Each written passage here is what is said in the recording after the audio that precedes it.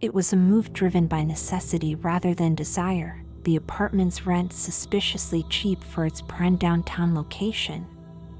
From the moment I signed the lease, a nagging feeling tugged at my instincts, whispering that all was not as it seemed. But with my budget stretched thin, I cast aside my reservations and moved in at the start of October, just as the city began to embrace the chill of approaching winter. The building was old, the kind that wore its history in layers of peeling paint and creaking floorboards. My apartment, number 404, was tucked away at the end of a dimly lit hallway that always seemed to smell faintly of mildew and old smoke.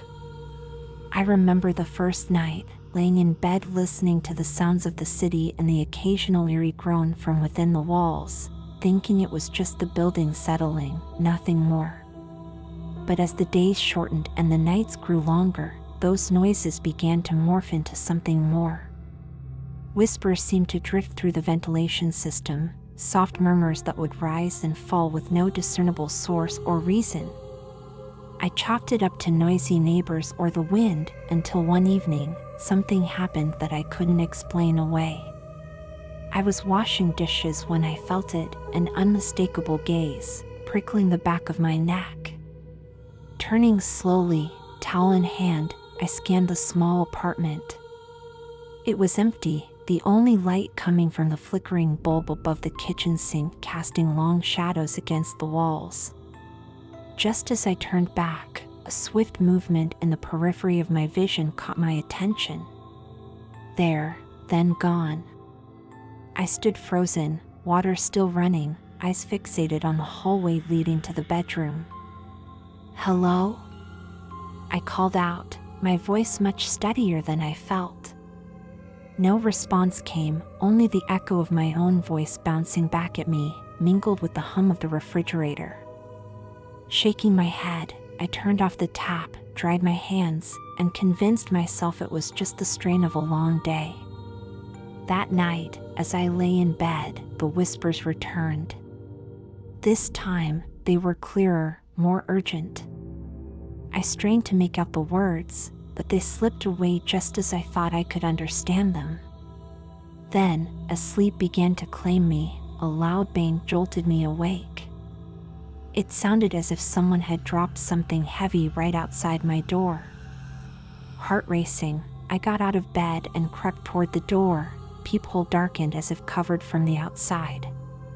I reached for the knob, hesitated, and then, gathering all my courage, flung the door open. The hallway was empty, lights flickering slightly, the usual silence of late night settling heavily around me. Confused and more than a little frightened, I barely slept the rest of the night. The next day, I inquired with a few neighbors, casually mentioning the noises. They exchanged looks, a mixture of sympathy and something else, fear, perhaps, before one elderly woman, Mrs. Henderson from 402, leaned closer. "You heard them, then?" she whispered, her voice trembling. "The voices, the bangs? It's been like this ever since I moved in, 40 years ago. Every tenant in 404 leaves within a few months. They hear it, too. They all hear it." Chilled, I pressed her for more information. She looked around nervously before continuing. "It started when something bad happened here, real bad. No one likes to talk about it much, not anymore. But whatever happened in that apartment, it never left, and it makes sure no one forgets it either." Determined to uncover the truth, I spent the following days digging into the building's past, unearthing a history marred by tragedy and unexplained occurrences. The library held newspaper clip-pies that hinted at a grim event dating back decades, an event that had taken place right in my apartment. Armed with this knowledge, I returned home, my resolve strengthened by the need to understand, perhaps to help. Night fell as I sat in the dim light of my living room, old newspapers spread out around me, a cup of cold coffee forgotten on the coffee table. That's when the temperature dropped sharply, breath visible in the air. and the familiar whispers swirled around me, louder than ever before. The whispers coalesced into a voice, clear and undeniable. "Find me," it said. "Help me." I stood up, the newspapers rustling underfoot, and walked towards the bedroom. The air grew colder with each step, the atmosphere charged with a palpable tension. As I reached the doorway, a shadow darted across the room, disappearing into the closet. Heart in my throat, I approached the closet, hands trembling as I reached for the doorknob. I pulled it open, and what I saw inside made my blood run cold. Nothing. The closet was empty except for the faint, musty smell of old fabric and mothballs, the kind that reminds you of forgotten things packed away long ago. Yet, the chill in the air and the lingering sense of being watched persisted. My eyes scanned the small, cramped space, looking for anything out of the ordinary, but found nothing. I let out a breath I hadn't realized I was holding and turned back to the room. As I turned, the room seemed darker, the shadows thicker and more menacing than before. I squinted, trying to adjust my eyes to the dim light, and that's when I saw it, or thought I saw it, a figure, just a blur, darting quickly from the corner of my room to the hallway. I stood frozen, my heart pounding in my chest, my mind racing. "This can't be happening," I muttered to myself, gripping the doorframe for support. The temperature seemed to drop another degree, my breath visible in the cold air. I stepped out into the hallway, the lights flickering above as I made my way to the living room. The whispers returned, now a cacophony of disjointed voices that seemed to echo down from the ceilings and up through the floors. I couldn't make out the words, but the desperation in them was palpable. I reached the living room, the air feeling oppressively heavy. I glanced around, noticing for the first time the old photographs on the wall, images of the building from decades past. My gaze lingered on a picture of the apartment from the 1940s, a family posed in this very room, smiling as if unaware of the looming shadows that seemed to gather just at the frame's edge.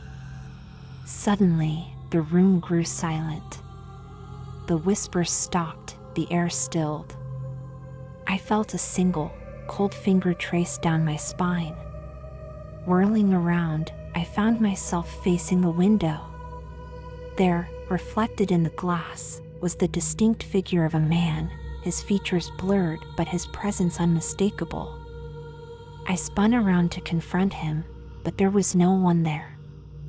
I turned back to the window, and he was gone from the reflection as well. A sense of dread settled over me, heavier than before.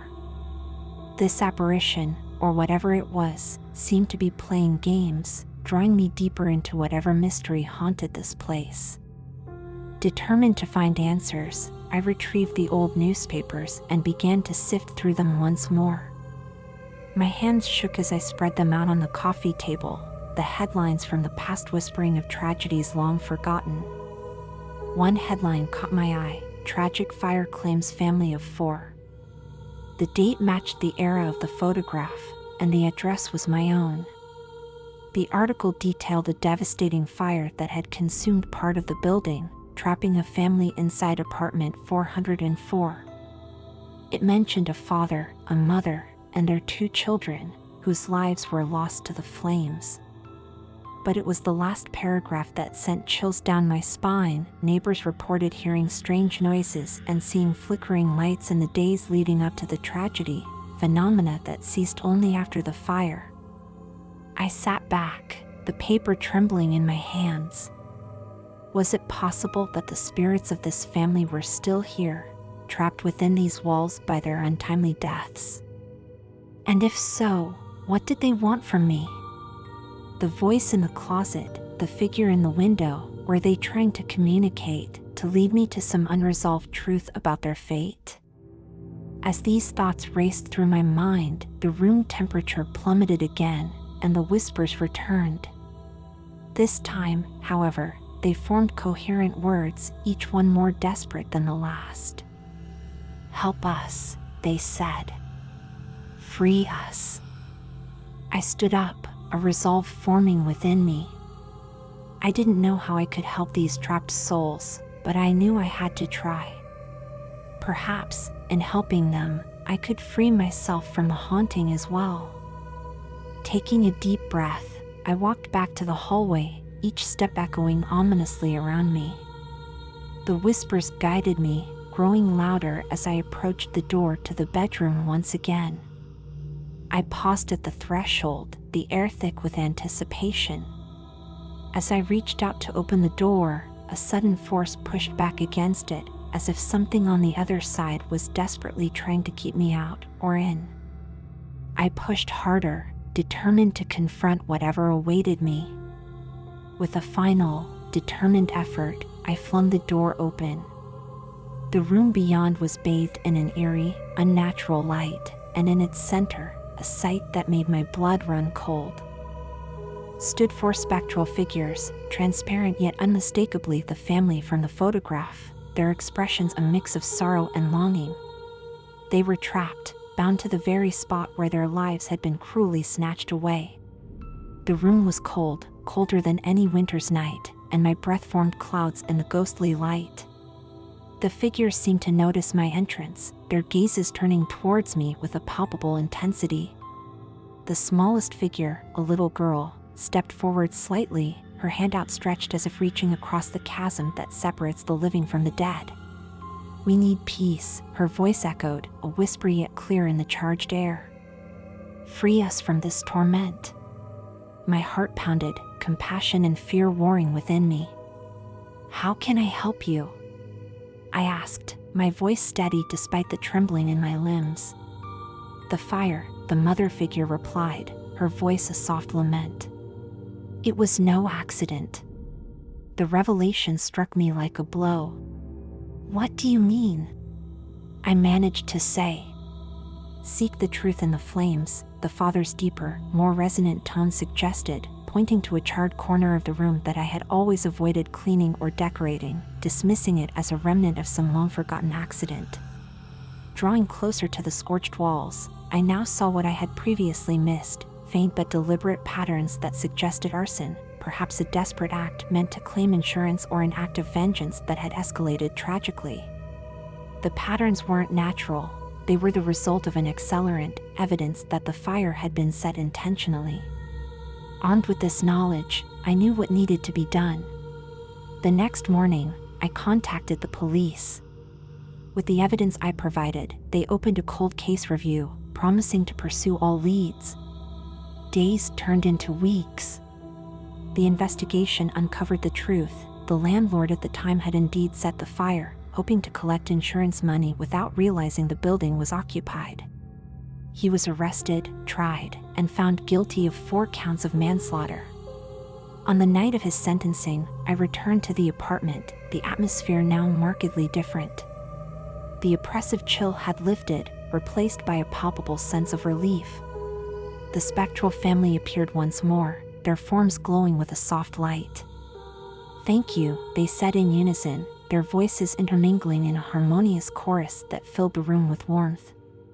As I watched, they slowly faded, their figures becoming less distinct, their features blurring until they were gone completely. The room brightened, the last of the evening sun casting long, peaceful shadows across the floor. I stood alone in the silence, feeling the weight of what had occurred. The apartment felt different now, lighter, as if a great burden had been lifted. I knew that the spirits of the family had found their peace, and in doing so, had given me peace as well. I decided to move out shortly thereafter, leaving the apartment and its memories behind. But I carried with me a profound sense of closure and a new understanding of the world beyond our own, a world where the past can sometimes reach out to the present, asking for help, and perhaps offering healing in return. As I locked the door for the last time, I looked back, half expecting to see the family waving goodbye. But there was only the setting sun, casting golden hues across the empty room, a silent testament to the power of justice and the enduring quest for peace. The story ends here, not with fear, but with a resolution that even the darkest histories can find light, and that sometimes, the most haunted places are simply waiting for someone to listen to their stories.